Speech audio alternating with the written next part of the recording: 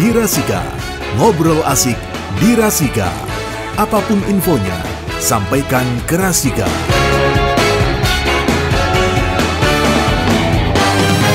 Apapun infonya, sampaikan ke Rasika. Saatnya kita di Ngobras Berpalekat, berbicara pemilu santai lebih dekat. Dan kita ingin lebih dekat dengan narasumber kita. Ada Bapak Haji Ahyar Budi Pranoto SMN, Divisi Sosdiklis Parmas dan SDM KPU Kabupaten Pekalongan. Selamat pagi, assalamualaikum. Selamat Pak pagi, Haji Ahyar. Senang sekali kalau ketemu Pak Ahyar senyum terus, karena memang bagian hidup sehari-hari ya Pak ya. Bukan karena berhadapan dengan siapa atau lagi gembira. Emang kebiasaan ya. Kebiasaan seperti ini. Alhamdulillah. Jadi orang kalau ketemu Pak Ahyar itu pasti senang karena selalu ada senyum. Senyum itu ibadah ya. Satu ibadah. Terus apalagi yang Pak Haji kedua Ahyar? Ya dan selanjutnya terserah Anda gitu. Membuat orang lebih pengen dekat. Ya. Misalnya kita dagang, kalau senyum monggo ini barangnya silahkan. Orang seneng kalau monggo beli nggak nih, ayo. Lo berdatut nggak mungkin orang datang ya. Betul. Ya, alhamdulillah. Dan biasakan senyum terus karena saraf-saraf kita nanti akan memacu kita bisa tersenyum dan itu mengundang aura positif. Ya, dan kawan Rasika, Berpalekat kali ini berbicara pemilu santai lebih dekat dengan temanya pendidikan pemilih dalam upaya peningkatan partisipasi pemilu. Sekali lagi, pendidikan pemilih dalam upaya peningkatan partisipasi pemilu. Jadi kawan Rasika yang mau ikutan nyimak, yang mau nanya-nanya juga bisa tonton juga di TV YouTube Rasika TV Official, kemudian juga live streaming IG, Facebook dan Twitter Rasika dan juga KPU Kabupaten Pekalongan. Ya, ini mengenai pendidikan pemilih dalam upaya peningkatan partisipasi pemilu. Kenapa sih kok harus ada pendidikan pemilih? Apa karena memang ada kecenderungan kemarin yang ikut pemilihan itu menurun, meningkat, atau ada upaya untuk ditingkatkan lagi secara kuantitas dan kualitas? Iya. Jadi kenapa? Jadi memang pendidikan pemilih itu berkesinambungan gitu Pak. Artinya di dalam amanat Undang-Undang Dasar juga ada. Artinya bahwa pendidikan itu sepanjang hayat begitu ya. Kemudian di Undang-Undang Pemilunya juga ada bahwa pendidikan pemilu atau pendidikan demokrasi itu penting bagi warga negara masyarakat. Nah, tentunya kita selalu mengevaluasi. Jadi kegiatan kita selalu dievaluasi, Pak. Nah, target kita biasanya partisipasi masyarakat itu kan keikutsertaan masyarakat gitu ya. Nah, biasanya kedatangan mereka ke TPS untuk pemilu gitu ya. Tetapi sebenarnya keikutsertaan masyarakat itu tidak hanya datang ke TPS yang sering saya katakan. Karena datang ke TPS kan bukan berarti nyoblos. Ada yang jualan cilok, ada yang jualan apa. Betul. Nah, masyarakat mendengarkan Radio Rasika Berpalekat ini itu juga bagian dari pendidikan masyarakat. Karena pendidikan masyarakat itu tadi bukan karena kalau partisipasi kita meningkat Pak setiap tahun begitu ya. Dan ke depan itu kita di targetnya 79,5, tapi kemarin kita sudah hampir 80-an% untuk pilkada yang terakhir maupun yang pemilu 2019. Targetnya enggak 100 tapi berapa tadi? 79,5. Tapi sudah terpenuhi kan? Sudah, ini 79,5 itu prolegnas kemarin saya dapat oleh-oleh dari Rakornas di Manado kemarin Bapak. Nasional ya? Nasional, jadi secara nasional pemilu 2024 nanti itu ditarget itu dengan partisipasinya 79,5. Jadi 79,5%. Itu target minimal ya? Target minimal. Minimal karena udah tercapai kan? Udah tercapai. Cuma itu prolegnasnya bunyinya seperti itu yang kemarin KPU sampaikan, KPU RI sampaikan. Ya, saya pikir kayaknya mungkin kawan Rasika juga punya gambaran pendidikan partisipasi pemilih. Tak pikir pendidikan itu cuma ada di ruang lingkup ruangan, terus dikasih penyuluhan atau apa. Ternyata pendidikan itu banyak hal, termasuk di Rasika di Ngobras Berpalekat ini ya. Bagian dari pendidikan kita. Kemudian kita kerjasama ke beberapa setelah itu juga pendidikan politik. Termasuk kita kemudian kalau kita datang ke sekolah-sekolah ke RT, ke RW, ke desa, itu kan pendidikan politik, Pak. Contoh misalnya kemarin pemilih berkelanjutan, kita ada coktas terbatas, itu kan bagian dari pendidikan. Oh, datang ke masyarakat, ngecek betul apa enggak ini, kira-kira begitu. Nah, saat ini kita juga lagi filmin perbaikan untuk pendaftaran partai politik gitu kan. Nanti kita ada verifikasi faktual, itu kan datang ke masyarakat juga, Pak. Ke anggota. Itu kan juga pendidikan, bagian dari pendidikan. Jadi dalam arti luas, Pak. Dalam arti luas ya, dalam arti luas. Karena pendidikan itu kan banyak hal. Betul. Ilmu yang dibagikan baik secara lewat media, secara face to face, atau secara kayak tadi berinteraksi langsung, ya kan, nggak harus ngumpul banyak orang terus dikasih penyuluhan. Itu ternyata enggak, dan memang sasarannya ini lebih ke pemilih pemula ya mestinya. Karena kalau yang sudah kan udah tahu kan. Atau mungkin kalau ada aturan tambahan atau ada apa, baru sosialisasi itu juga bentuk dari pendidikan. Jadi sasarannya memang ada banyak, Pak. Ada 11 elemen. Di antaranya ada pemilih pemula. Elemen kayak grup band ya. Elemen ada kayak grup band. Ada banyak Ada 11. Ada 11. Jadi apa aja ini? Di antaranya ada pemilih pemula. Ada pemilih perempuan. Ada kemudian disabilitas. Ya, ini penting juga. Kemudian ada di daerah-daerah yang kemudian pegunungan itu. Iya benar-benar ya. Di daerah-daerah nelayan begitu, Pak ya. Daerah kemudian, terluar pulau Indonesia. Terluar terpulau begitu, terpencil lah kalau kita kan istilahnya kalau terdepan dan sebagainya. Di antara seperti itu. Bahkan ke ormas keagamaan, ke tokoh-tokoh masyarakat itu elemennya banyak, Pak. Kira-kira begitu. Termasuk ini masyarakat yang istilahnya kan sekarang ada generasi Z gitu ya. Generasi Z ya. Suro. Ya, Suro itu kan gitu, Pak. Ya, generasi. Maksudnya apa itu generasi milenial Z? Itu generasi yang kemudian lahirnya di tahun 97 sampai 2012, Pak. Ya, ini banyak itu. Hampir kalau di presentasi kemarin itu hampir 74,9 sekian, 79,9 juta. Jadi hampir kalau catatan saya itu ada 27,94%. Oh, yang lahir di tahun di 1997 sampai 2013. Itu generasi Z. Generasi Z. Nah, generasi kita kan generasi X, Pak. X itu Z kan terakhir ya, huruf terakhir ya, Z. Huruf Z terakhir ya. Itu istilah saja, Pak, istilah kependudukan. Jadi ada baby boomer gitu ya. Ada pre baby boomer gitu. Jadi yang lahirnya itu sebelum 45. Mungkin sekarang bisa dihitung lah yang lahir sebelum 45. Lahirnya tahun sebelum 45. Sebelum tahun 1945. Itu ya sedikit banget biasanya. Ya, nah kemudian ada generasi yang namanya yang saya catat itu baby boomer, itu tahun 46 sampai 64. Saya bukan baby boomer. Nah, berarti kita di ini, Pak, di sini di generasi X itu ada 65 sampai 80. Saya pindah ke Z aja ya. Bisa lewat siapa ini kita? Sama, Pak. Kita sama, Pak, gitu kita. Ya, itulah kemudian ini untuk membuat bagaimana segmentasi itu, Pak. Kan kalau zaman dulu komunikasi kita tetap bisa saling surat menyurat gitu kan. Kira-kira begitu. Zaman sekarang kan tidak, ya kan, pakai Android, pakai media sosial, pakai yang lain-lain itu. Ini lebih memudahkan sosialisasi dan pendidikan ya. Betul. Jadi di kita itu upaya pendidikan itu kan berbagai macam cara tadi. Nah, caranya, metodenya juga kita menyesuaikan kan, Pak. Oh gitu. Mas Jamil kan tahu, mungkin di media kan tahu. Jadi pesan itu biar sampai itu kan bagaimana pesannya, ya kan, kemudian apa cara menyampaikannya, metodologinya, ya kan, kemudian siapa yang disampaikan orangnya itu kan, Pak. Nah, sehingga itu teorinya seperti itu, dan itu benar menurut saya.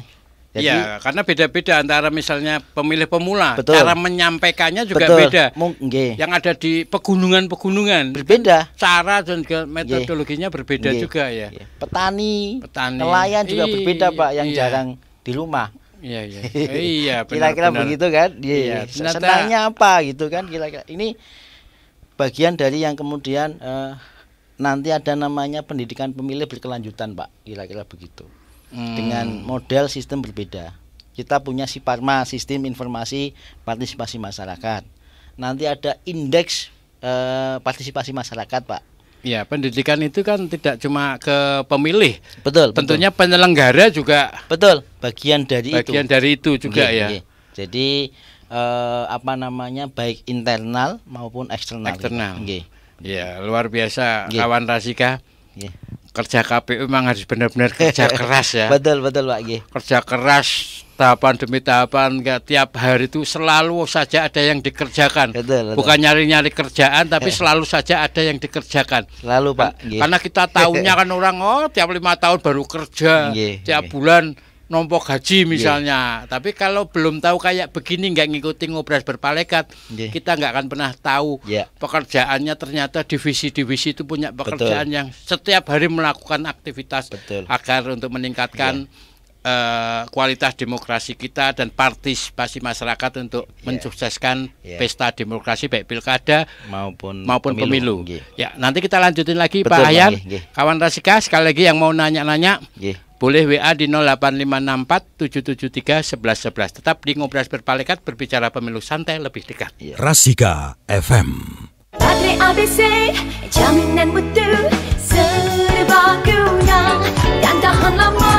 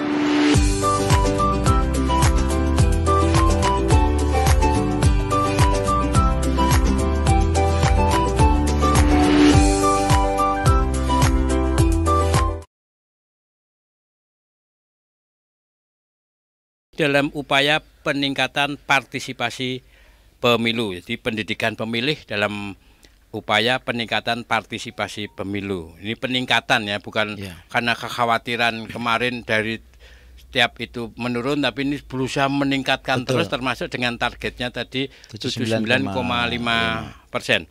Ya, kawan Rasika, kita masih bersama Bapak Haji Ahyar Budi Pranoto SMN, Divisi Sosdiklih, Parmas dan SDM KPU Kabupaten Pekalongan.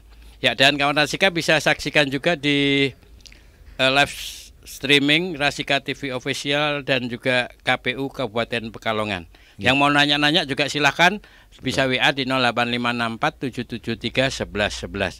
Ya, Bapak Haji Ahyar. Tadi kita sampai di mana? Sampai kegiatan KPU itu tadi berkelanjutan kaitannya dengan peningkatan pendidikan pemilih untuk partisipasi masyarakat. Iya, tadi di kegiatan yang terus-menerus dilakukan karena upaya pendidikan pemilih itu banyak hal ya kan. Termasuk misalnya nyebarin brosur itu juga upaya pendidikan juga ya kan. Bagian dari pendidikan itu. Brosur atau kita di acara-acara Car Free Day, di acara-acara kemudian sekolah-sekolah.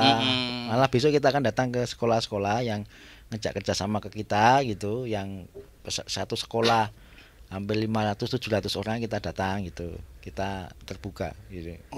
Jadi KPU go to school gitu Pak, KPU go to kampus gitu. Kita bikin baliho, bikin pamflet dan sebagainya. Kaitannya dengan tahapan-tahapan pemilu yang sedang kita lakukan ini Pak. Ya, ada kesulitan nggak dalam hal sosialisasi peningkatan pendidikan pemilih? Ya, sebenarnya setiap perjalanan itu, kalau saya ibaratkan sebuah jalan gitu Pak, kan ada kadang mulus, kadang terjal, kadang ada lubang sedikit gitu kan. Nah, kalau kendala yang berarti sih tidak, tetapi hal-hal yang kemudian ada sesuatu masalah, contoh misalnya di daerah, bukan masalah sih, problem ya, di suatu daerah yang kemudian blank spot gitu ya. Bisa blank jadi spot yang kemudian bahkan di daerah bawah ada yang blank spot gitu, sebelahnya bisa menangkap sinyal begitu, atau buat provider dan lain-lainnya itu, tetapi di daerah itu blank spot, hilang, kosong gitu Pak. Nah, cara kita kemudian kita melakukan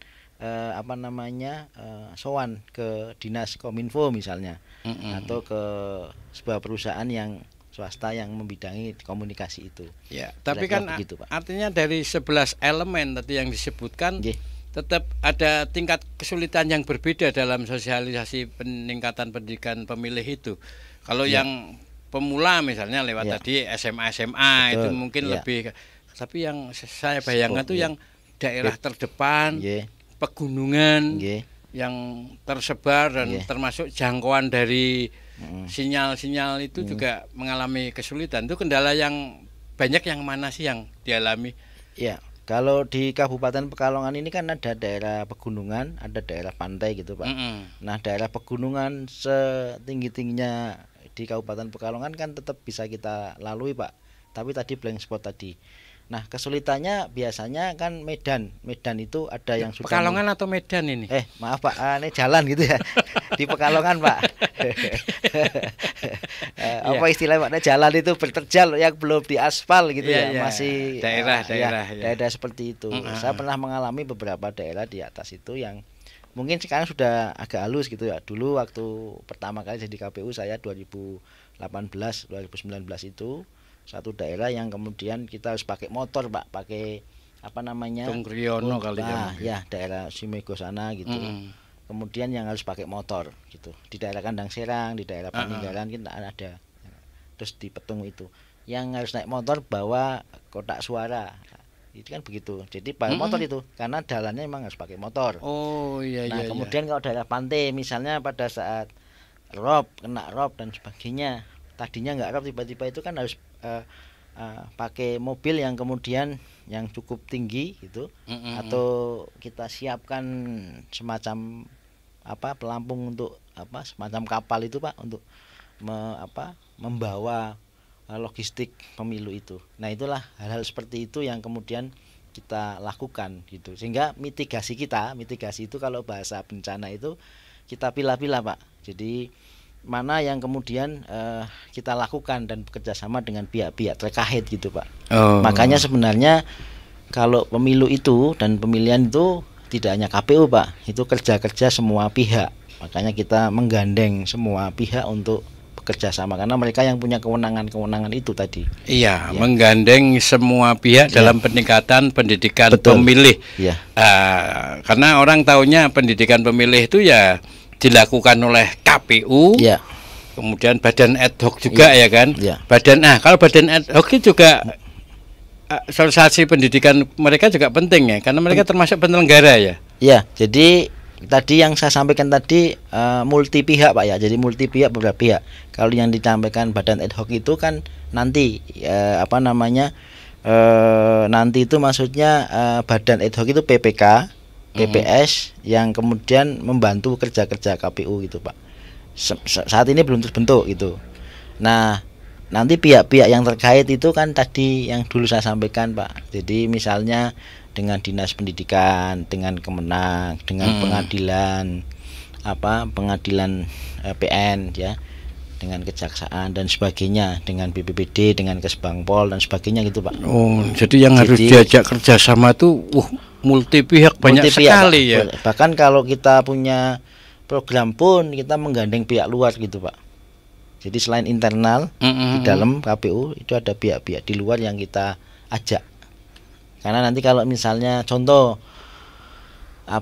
kaitannya dengan tadi blank spot tadi berarti kan Kominfo Pak. Jadi dinas yang membidang itu kira-kira begitu. Ini luar biasa ya kawan Rasika.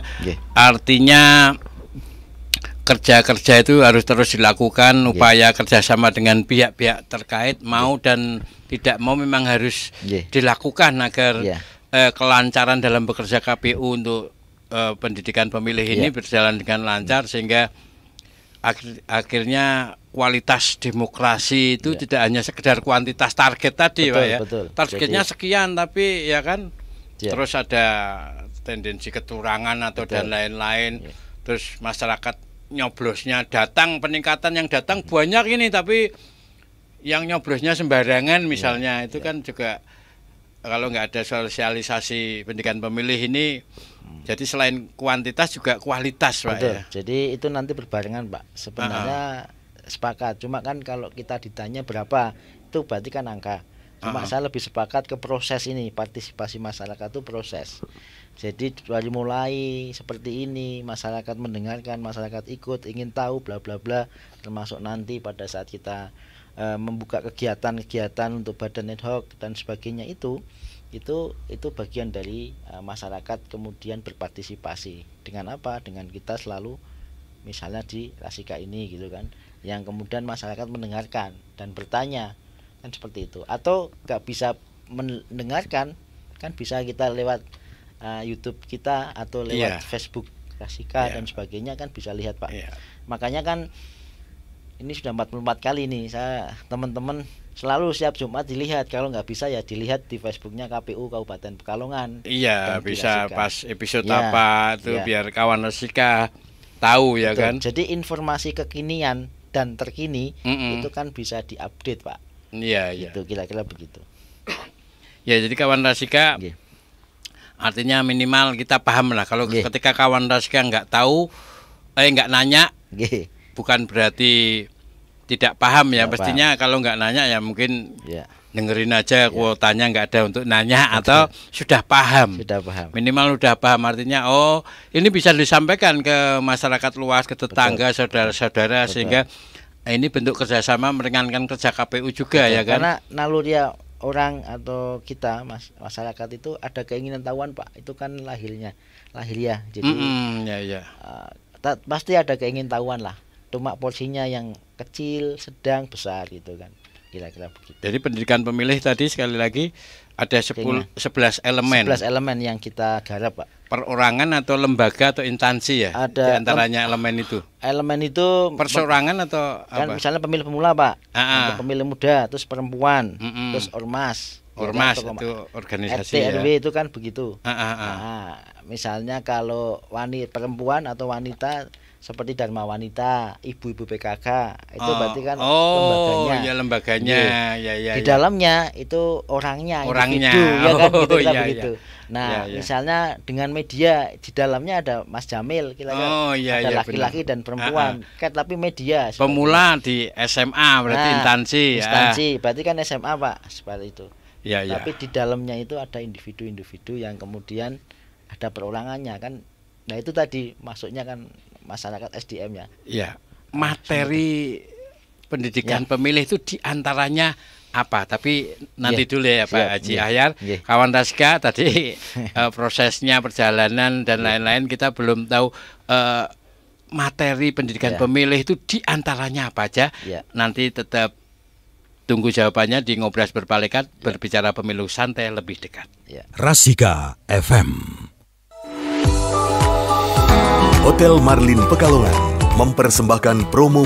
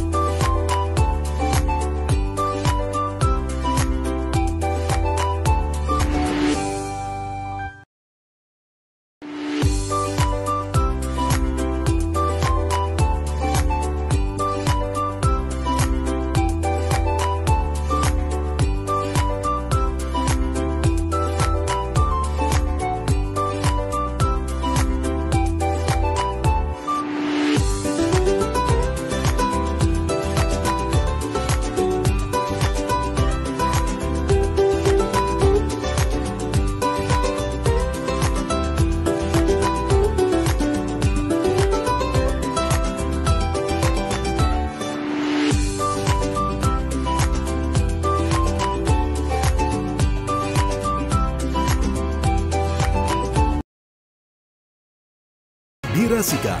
Ngobrol asik di Rasika. Apapun infonya, sampaikan ke Rasika.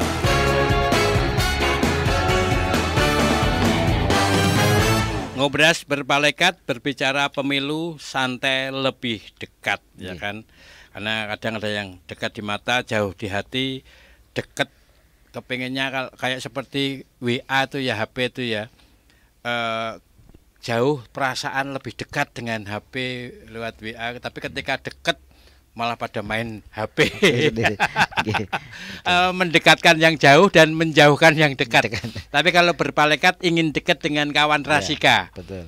Apapun mau nanya apapun silahkan, dan tidak nanya pun tetap akan kita kasih informasi. Betul. Termasuk tema kita yaitu pendidikan pemilih dalam upaya peningkatan partisipasi pemilu.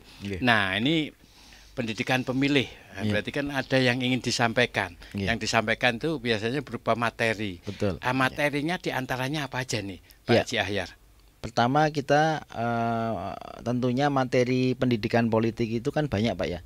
Jadi tentang pemilu, kepemiluan begitu ya, tentang demokrasi begitu ya, tentang politik di Indonesia, dan tentang keberagaman, kebangsaan dan sebagainya. Tetapi materi-materi itu tentang kebangsaan dan sebagainya, bermasyarakat dan sebagainya, itu kemudian kita sesuaikan dengan porsi masing-masing. Contoh, kalau di lingkungan sekolah itu berarti pemilihan semacam ketua OSIS gitu kan, pemilihan ketua kelas dan sebagainya. Contoh-contoh yang mendekatkan mereka. Yang kedua misalnya di lingkungan masyarakat RT atau masyarakat RW atau desa itu pemilihan kepala desa. Misalnya pemilihan RT RW gitu Pak, mendekatkan seperti itu. Kemudian di lingkungan masyarakat yang lain kemudian memberikan opini, pendapat, atau kemudian berbicara, kira-kira begitu. Pendidikannya pendidikan seperti itu yang masyarakat paham, yang lebih dekat ke masyarakat. Betul, disesuaikan gitu ya, dengan kondisi masyarakat. Termasuk di masyarakat yang tadi di pegunungan, di pantai. Jadi masyarakat biar paham.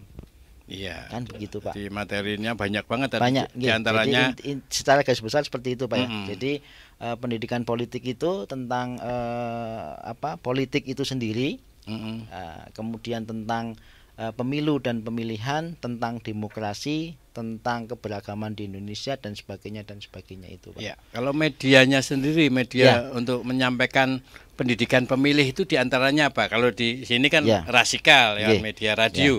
Selain itu lewat media apa aja diantaranya? Selain media radio elektronik ya, media berarti ini maksudnya elektronik apa Pak? Berarti radio itu berarti audio kan ada audio visual berarti kan televisi gitu kan. Nah, itu nanti mesti ada biasanya kan dengan teman-teman yang audio visual. Kemudian tatap muka dengan masyarakat tadi. Itu media tatap muka. Ya, benar, kemudian media dengan alat peraga. Berarti masuknya apa Pak? Kalau langsung misalnya alat peraga seperti ini kan demo. Alat peraga itu kan ini APK. Namanya alat peraga untuk sosialisasi APS. Alat peraga sosialisasi itu ada baliho, ada spanduk gitu kan Pak. Ada bentuk-bentuk yang berjalan, misalnya 600 sekian hari lagi adalah pemilu, atau 14 Februari 2024 adalah pemilu, kira-kira begitu. Itu informasi-informasi yang menggunakan alat begitu Pak. Yang menggunakan alat. Ya, kemudian juga kita mendekatkan ke komunitas-komunitas tadi yang sebelumnya saya sampaikan. Misalnya di pasar, ya kan, kita datang ke pasar lewat brosur, dan kita ke Car Free Day, ke alun-alun dan sebagainya, ke sekolah-sekolah, ke kampus, dan banyak lagi yang kita lakukan dengan komunitas-komunitas yang ada di Pekalongan khususnya ini Pak. Iya, gitu. Medianya melalui media massa, media mainstream maupun non-mainstream, kemudian begitulah Pak, media alat, kemudian juga media langsung tatap muka. Betul, itu ya. Yang langsung kan tatap muka ketemu gitu.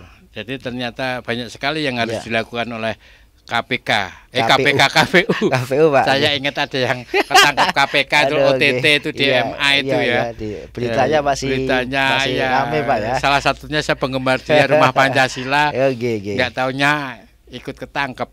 Nah ini itu Pak juga satu lagi kita punya namanya RPP tadi kemarin yang pernah kita sampaikan, Rumah Pintar Pemilu, itu bagian dari kemudian apa namanya itu sosialisasi yang kita lakukan, pendidikan. Rumah Pintar Pemilu. KPU punya. KPU Jadi, punya bentuknya bentuknya apa ya ini? rumah Tulisan aja atau ada ruangan Pak, ada ruangan, semacam ruangan perpus, tapi menjadi pusat informasi tentang pemilu dan pemilihan.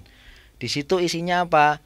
Kalau masyarakat ingin tahu, Kak, kemarin siapa sih hasilnya berapa, atau siapa sih calon-calonnya dulu gitu kira-kira. Ada di situ. Ada informasi di sejarahnya. Sejarah. Pemilu pemilihan itu juga ada. Ada baik bentuk diorama itu gambar-gambar yang bisa video gitu, ada bentuk tulisan-tulisan, ada buku-buku gitu. Rumah Pintar Pemilu itu Betul. berarti hanya sekedar informasi, bukan ada yang nanya terus dijawab di situ, enggak ya? Informasi aja ya. Informasi. Tapi medianya bisa menggunakan media cetak, media yang punya video tampilkan gitu, Pak. Permasalahan peraga permainan, Pak, karena anak-anak TK nun saya pendidikan yang dini itu, pendidikan pemilihan yang dini itu, yang belum milih datang, mereka bermain dengan pakai ular tangga tapi pemilu. Pakai puzzle itu, tapi berkaitan dengan pemilu dan demokrasi. Ada itu Pak. untuk anak-anak TK dulu kan masih jauh banget ke 17. Ya nggak apa-apa, tapi itu pendidikan kan nggak apa-apa. Itu anak TK datang untuk main-main, kan biasanya ada, Pak, model tematik gitu ya. Tematik yang kemudian sekarang digarap P5 itu, Pancasila itu, yang SMA atau SMK itu sekarang di TK itu juga sudah ada. Kita terbuka. Misalnya tematik menanam, kan mereka datang orang yang kemudian menanam. Tematik demokrasi, baik datang ke KPU dong, Pak, kira-kira begitu. Iya. Berarti itu pendidikan pemilih. Artinya mungkin itu ya bagian dari upaya ya, Pak, kan upaya. Nanti jadi tahu. Mohon maaf, kan kita terbuka nggih, seperti orang kemudian pengen tahu gimana sih ruangan di dewan itu, kan bisa datang. Kan ada itu, Pak, program itu. Lah kita programnya hampir sama tapi di KPU gitu, kira-kira begitu. Jadi anak TK senang, anak TK bukan bagian dari prioritas karena masih jauh, tapi ini bagian dari upaya. Upaya untuk kemudian kaya pendidikanku sejak dini gitu loh, Pak. Pendidikan sejak dini. Jadi TK, SD maupun SMP, SMA kan belum, Pak. Secara umur kan anak-anak SMA kan lah. Tapi bukan bagian dari 11 elemen itu ya. Pendidikan itu bukan. Jadi bukan pemilih pemula, bukan memang. Bukan. Oke, terus kemudian tentang ini sosdiklis yang berkelanjutan. Ini kan artinya tidak sebatas pas menjelang, tapi mungkin dilakukan terus menerus. Ini gimana bisa dijelaskan? Jadi sosialisasi pendidikan pemilih atau sosdikle yang berkelanjutan itu nanti kita bagi menjadi dua, Pak. Jadi begini. Jadi pemilu sebagai pusat informasi pengetahuan sama kerjasama untuk meningkatkan partisipasi bekerjasama dengan beberapa pihak, multi pihak begitu, ada dua itu. Nah, di dalamnya sebagai pusat pengetahuan itu tadi yang saya sampaikan, kita punya RPP gitu kan, Pak. Kemudian kita punya di dalamnya ada Siparmas, Pak, ada Sistem Informasi Partisipasi Masyarakat. Siparmas. Sistem Informasi Partisipasi Masyarakat. Nah, apa bentuknya? Itu adalah model-model yang kita lakukan setiap hari, sosialisasi ke masyarakat, kita masukkan ke sistem informasi itu, Pak. Sehingga berkelanjutan. Yang kedua, kita ada namanya indeks kalau saya catat indeks partisipasi masyarakat, IPM, indeks partisipasi masyarakat itu yang nanti frekuensi yang kita lakukan. Contoh, misalnya berapa kali kita ke sekolah-sekolah, berapa kali kita ke masyarakat, itu nanti ada indeksnya. Berapa kali kita kemudian memasang baliho dan sebagainya, berapa kali kita ke Rasika media, berapa kali kita kemudian menulis di koran-koran, kira-kira begitu, Pak, untuk yaitu indeks partisipasi masyarakat. Jadi masyarakat kan nanti ada feedbacknya gitu, Pak. Kan begitu. Nah, ini cukup bagus nih, kita kerjasama dengan Rasika, nanti kan ini sudah 44. Nah, kalau 1 bulan 4 kali sudah hampir 10 bulanan kan. Itu kalau dibikin indeks kan persentasenya luar biasa, Pak. Iya. Kemudian partisipasi masyarakat itu dalam bentuk apa ya? Ya, bentuk partisipasi masyarakat itu banyak Pak. Jadi dalam pendidikan pemilih ya, ini ya. bentuknya itu begini Pak. Ada masyarakat yang Kotak atau lonjong atau buntir bentuknya. kolokial. Jadi kolokial itu partisipasinya yang cukup rendah. Itu yang kemudian harus kita tingkatkan. Kemudian yang kedua yang partisipasi yang cukup bentuk. rendah itu parokial maksudnya. Kalau di sini parokial. Jadi parokial itu di suatu daerah itu parokial itu partisipasinya cukup rendah karena beberapa sebab gitulah. Contoh misalnya di daerah pesisir karena mereka banyak nelayan. Nah, pada saat pemilihan walaupun tanggal hari pemilu dan pemilihan itu diliburkan gitu Pak ya. Tapi kan nelayan biasanya nggak hari itu gitu kan. Itu contoh saja. Oh iya iya. Nah, paham. partisipasi yang rendah itu kemudian kita genjot bagaimana caranya kemudian bisa meningkat lebih baik. Parokial itu namanya. Ya, ini artinya partisipasi masyarakat Ya. ketika mendapatkan pendidikan untuk pemilih itu ya. Bukan saat pas coblosan aja, tapi karena ini berkelanjutan itu ya. Yang berkelanjutan itu. Oh iya iya, karena masyarakat kadang ketika ada penyuluhan Betul, atau apa, waduh aku sih golek anu betul. Iya, waktunya enggak bertepatan, tapi mungkin harus dicarikan hari yang tepat, gitu. Sehingga semuanya bisa ikut itu. Itu diantaranya itu ya. Diantara seperti itu Pak. Makanya kita itu sekarang bagian dari kendala ya. Ya. Jadi problem lah kalau kendalanya itu. Nah, kemudian kita juga setiap itu by data Pak. By data itu begini. Jadi yang rendah itu karena apa? Ya, yang datang berapa, yang enggak datang berapa. Kenapa? Itu satu poin sendiri. Kemudian kita breakdown Pak, tingkat partisipasi di kabupaten sekian. Kabupaten ini kan sudah 19 kecamatan. Oh, kecamatan A sudah baik, B sudah baik, C belum. Belumnya kenapa? Yang sudah baik itu kita